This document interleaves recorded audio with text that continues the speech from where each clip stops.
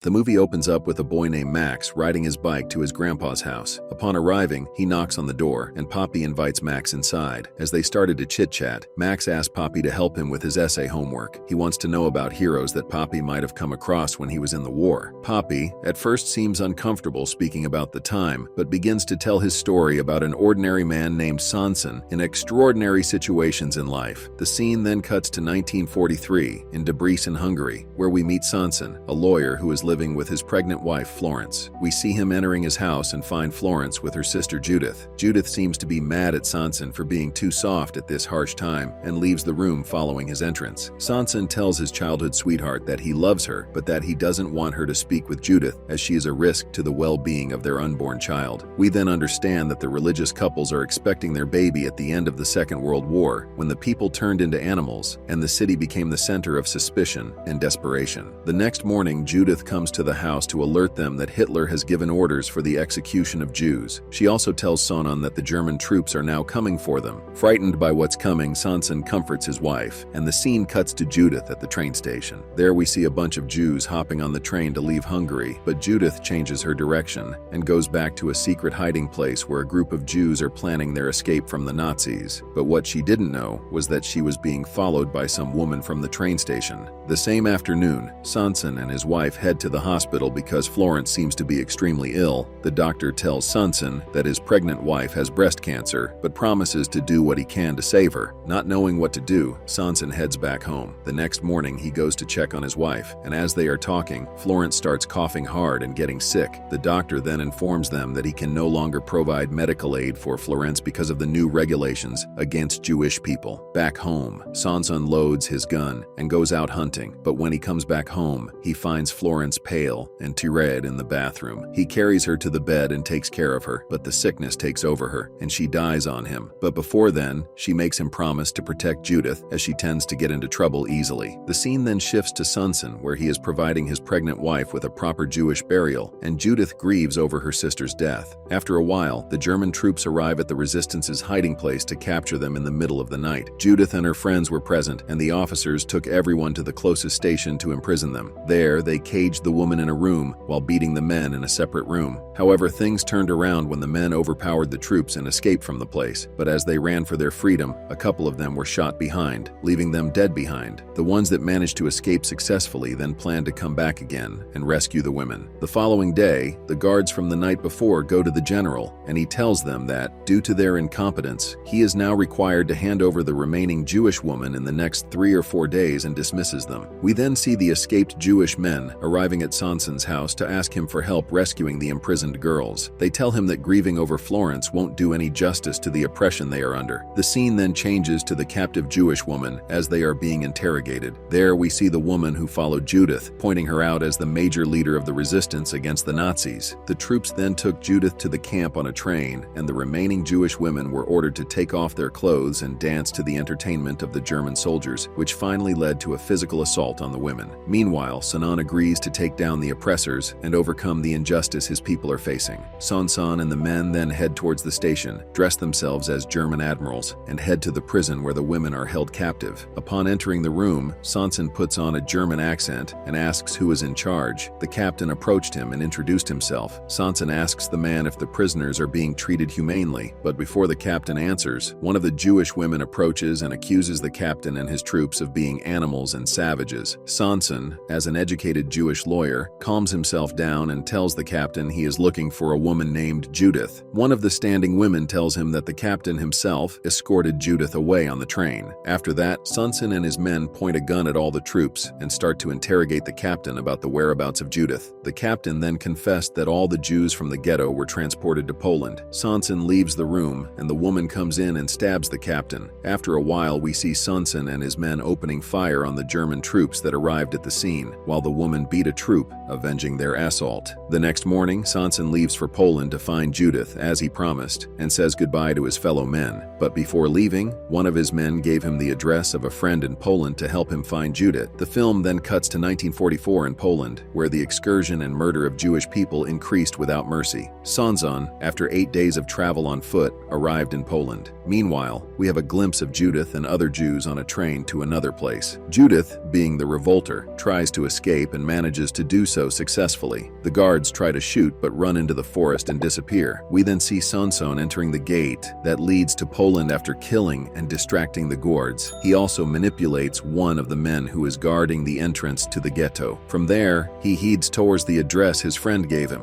Upon arriving, a woman opens the door for him after he tells her about a mutual friend in Hungary. He enters to find a bunch of Jewish people protecting themselves from the German troops. He convinces them that he means no harm and that he is also a Jewish lawyer and can help them free themselves. In the following scene, we see Sanson and the men he met in the house attacking the German guards by camouflaging themselves as one of them. They then replaced their seats and waited until the next vehicle arrived. As the car approached, Sanson and his men took the vehicle away from the passengers and headed to the office of a German colonel. There, he claimed to be a general and that he was required to know all the information they had on the Jews, the ghetto, and all the weapons they had in store. The Nazi colonel, easily falling for Sanson's dominant demeanor, leads them to all the information they asked for. Meanwhile, their conversation is interrupted by another German troop, notifying the admiral about the execution of some Jews who resisted being transported. Enraged by this, Sanson immediately tells the colonel he is under arrest for stealing gold and antiques and giving them to his wife. The colonel then tries to explain that he took those from the Jews, but Sanson dismisses him by saying all the property taken from the Jews belongs to the state. Sanson's men took the colonel away to a prison and shot him multiple times, killing him. The scene then cuts into one of the Jewish resistance meetings, where the members are discussing how to defeat the Germans, as Poland is now invaded by the Russian army. Sanson assures the members that they will fight till death and stands firmly by their side. We then see their prediction come alive, and the Russians entering the compound to kill the guards of Poland. In the next scene, we see as the word spreads and the Jewish resistors increase in number to fight against their oppressor. Meanwhile, we hear bombings and gunshots as the war gets closer to the ghetto. One of the leaders of the movement then approaches Sanson and informs him about Judith's escape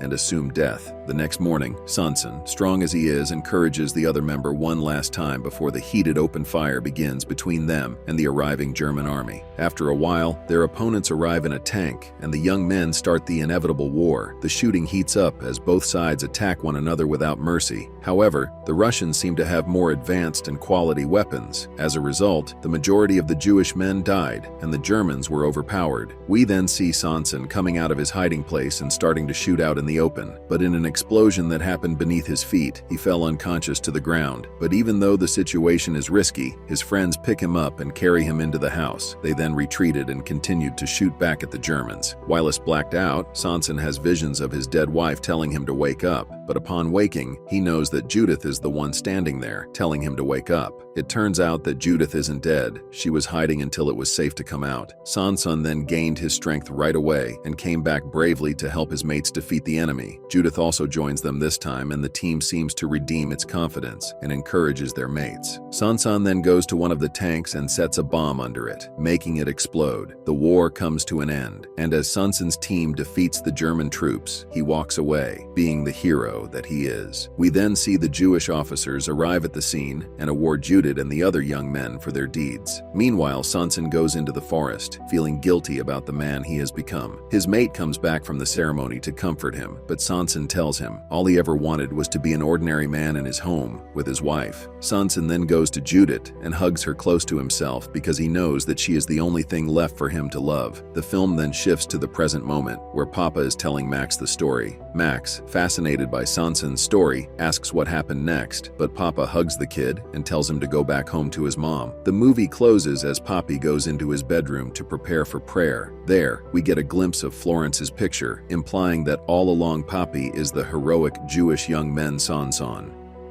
And with that, the movie ends. We hope you enjoyed our video.